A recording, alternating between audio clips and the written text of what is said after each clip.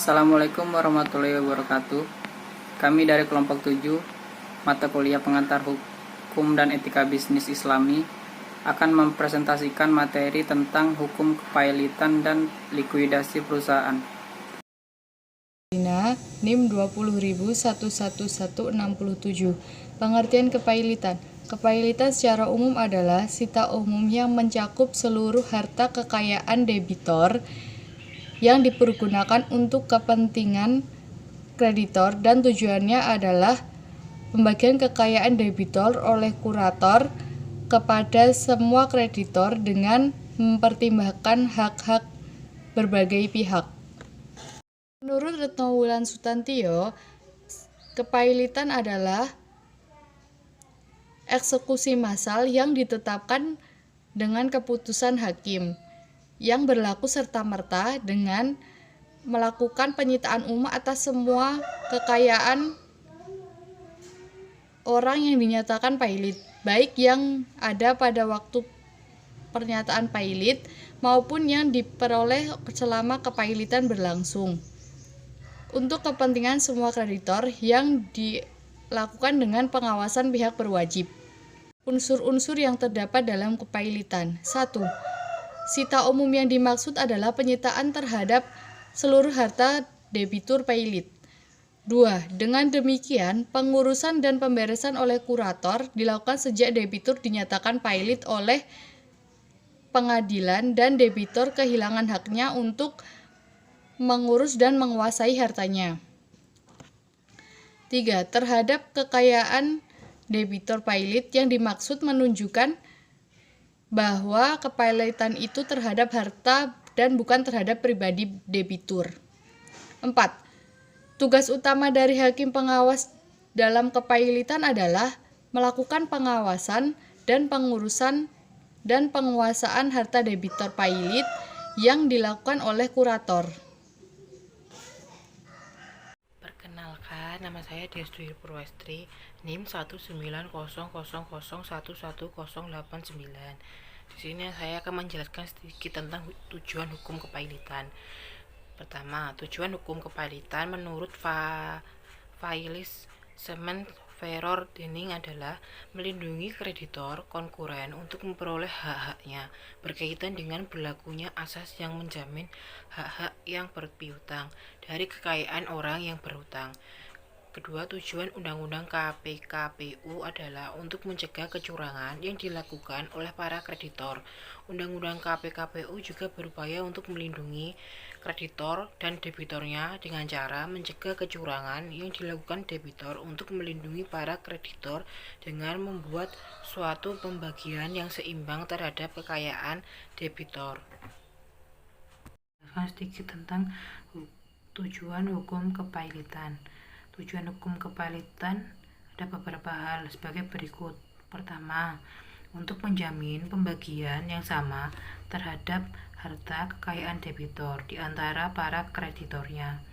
Berarti menghindari perebutan harta debitur apabila dalam waktu yang sama ada beberapa kreditur yang menagih piutangnya. Kedua, mencegah agar debitor tidak melakukan perbuatan-perbuatan yang dapat merugikan kepentingan para kreditornya. Berarti mencegah agar kreditur itu tidak melakukan perbuatan yang dapat merugikan kepentingan para krediturnya atau debitur, hanya menguntungkan kreditur tertentu. Ketiga, memberikan perlindungan kepada debitor yang telah beritikat baik dari para kreditornya dengan cara memperoleh pembebasan utang. Syarat-syarat kepailitan. Syarat-syarat kepailitan berdasarkan pasal 2 ayat 1 Undang-Undang KPKPU sebagai berikut. Debitor yang mempunyai 2 atau lebih kreditor dan tidak membayar lunas sedikitnya satu utang yang telah jatuh waktu dan dapat ditagih dinyatakan pailit dengan keputusan pengadilan, baik atas permohonannya sendiri maupun atas permohonannya satu atau lebih kreditornya. Dari ketentuan pasal 2 ayat 1 Undang-Undang KPKPU ini dapat dijabarkan bahwa permohonan pernyataan pailit terhadap seorang debitor hanya dapat diajukan apabila memenuhi syarat-syarat menurut Undang-Undang Kepailitan dan penundaan kewajiban pembayaran utang. Menurut Pasal 2 Ayat 1 dan Pasal 8 Ayat 4 Undang-Undang Kepailitan Nomor 37 Tahun 2004. Pertama, debitur harus paling sedikit memiliki 2 kreditor atau harus memiliki lebih dari 1 kreditornya. Kreditor adalah orang yang mempunyai piutang karena perjanjian atau undang-undang yang dapat ditagih di muka pengadilan kreditor. Di sini mencakup baik kreditor konkuren, kreditor separatis, maupun kreditor proveren. Kedua, debitur tidak membayar lunas sedikitnya 1 utang kepada salah satu kreditornya. Ketiga, utang yang tidak dibayarkan itu harus telah jatuh waktu dan telah dapat ditagih. Artinya, kewajiban untuk membayar utang yang telah jatuh waktu, baik karena telah diperjanjikan, karena percepatan waktu penagihannya sebagaimana diperjanjikan, karena pengenaan sanksi atau denda oleh instansi yang berwenang, maupun karena putusan pengadilan arbiter atau majelis arbitras. Kedua hal tersebut, adanya 2 atau lebih kreditor dan adanya utang yang telah jatuh tempo dan dapat ditagih, dapat dibuktikan secara sederhana. Assalamualaikum warahmatullahi wabarakatuh. Saya Nadita, nomor induk mahasiswa 19.11335. Di sini saya akan menjelaskan tentang penundaan kewajiban pembayaran hutang atau bisa disebut PKPU. Jadi, PKPU itu adalah suatu mekanisme yang dapat dipergunakan oleh debitor untuk melakukan negosiasi ulang kepada seluruh kreditornya. Namun, negosiasi tersebut dilakukan dengan menggunakan bantuan pengadilan. Dalam hal ini, hakim pengawas dan pengurus, yang keduanya ditunjuk dan diangkat melalui putusan pengadilan. Pada dasarnya, terdapat 2 pilihan skema dalam pengajuan permohonan PKPU. Yang pertama, permohonan PKPU diajukan atas inisiatif salah satu pihak.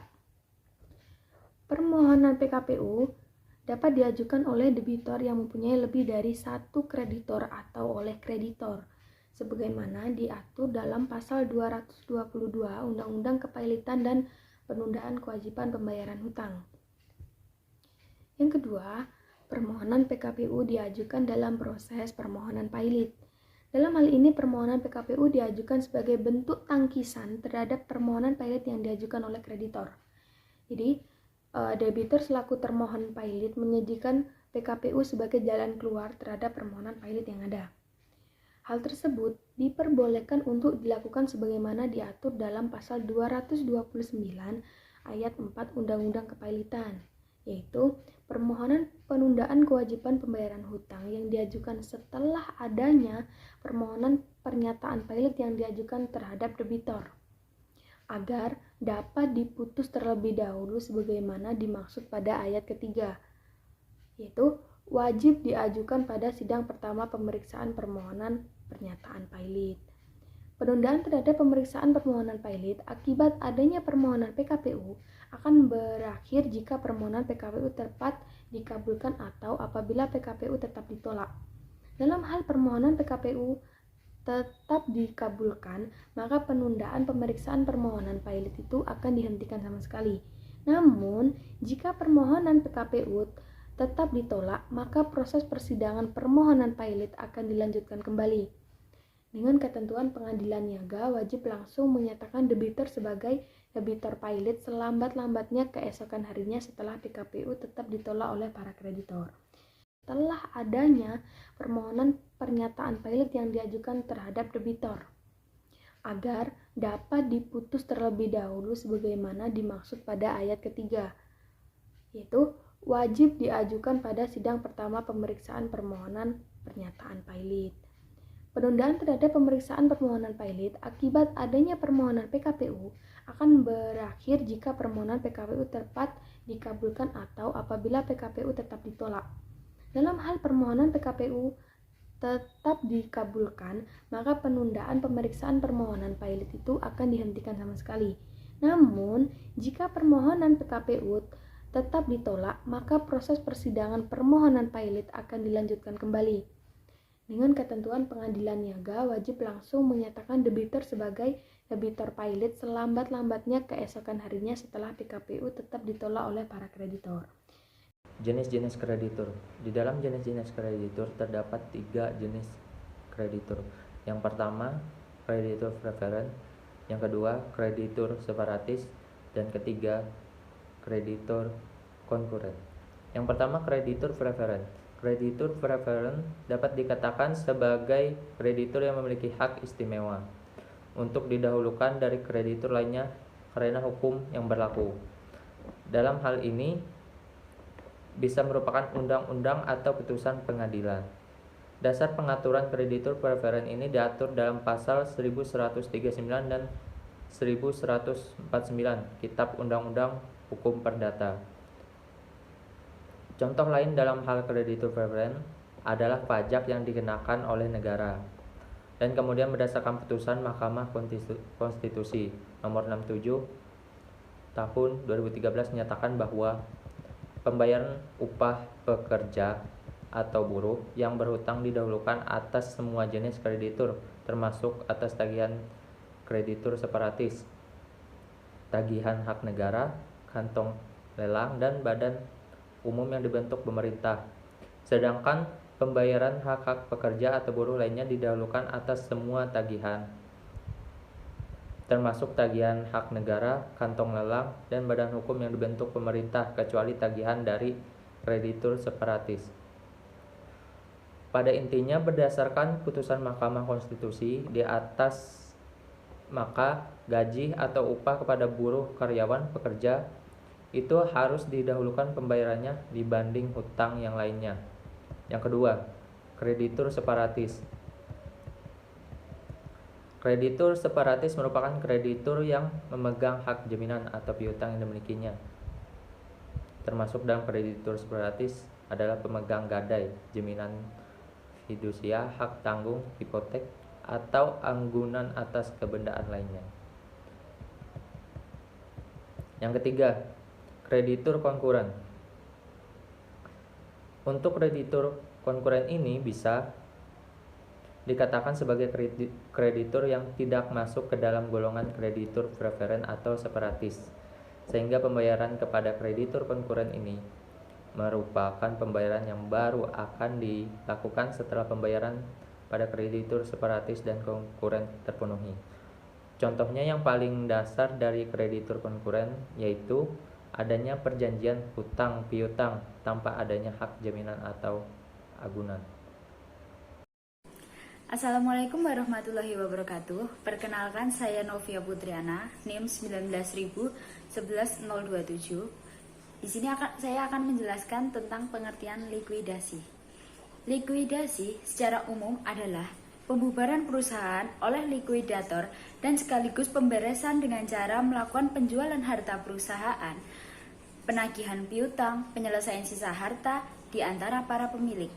Sementara menurut Kamus Besar Bahasa Indonesia, likuidasi adalah pembubaran perusahaan sebagai badan hukum yang meliputi pembayaran kewajiban kepada para kreditor dan pembagian harta yang tersisa kepada para pemegang saham. Tujuan dari likuidasi tersendiri adalah: pertama, mengkonversi aktiva perusahaan menjadi uang tunai dengan kerugian minimum dan realisasi aktiva. Yang kedua, untuk membagikan uang tunai dan aktiva lain yang tidak dapat dicairkan kepada masing-masing sekutu dengan cara yang adil. Ketiga, untuk menyelesaikan kewajiban yang sah dari persekutuan. Sebab-sebab terjadinya likuidasi perusahaan. Yang pertama, jangka waktu berdiri perusahaan sudah berakhir dan tidak diperpanjang. Yang kedua, sewaktu-waktu karena kehendak atau rapat umum pemegang saham. Yang ketiga, sebab akibat dari merger atau konsolidasi perusahaan yang memerlukan likuidasi. Akibat hukum karena adanya likuidasi.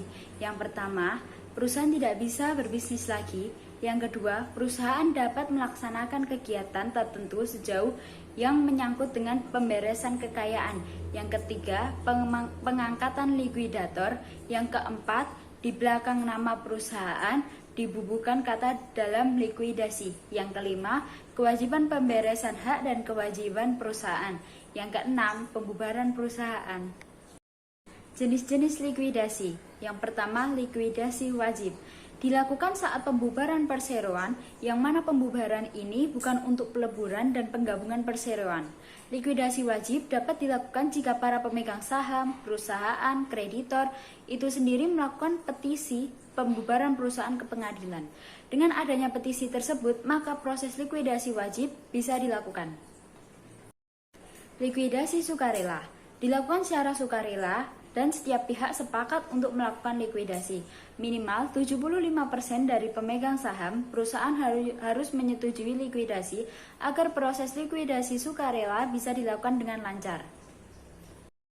Likuidasi sementara. Aktivitas yang dilakukan perusahaan sedang dalam kondisi melakukan pelanggaran-pelanggaran dan aset milik perusahaan terancam.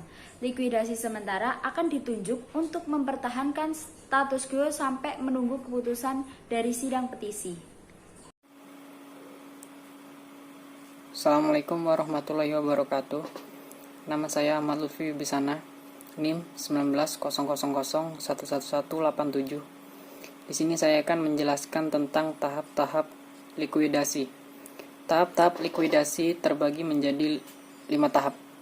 Tahap pertama yaitu tahap pengumuman dan pemberitahuan pembubaran perseroan.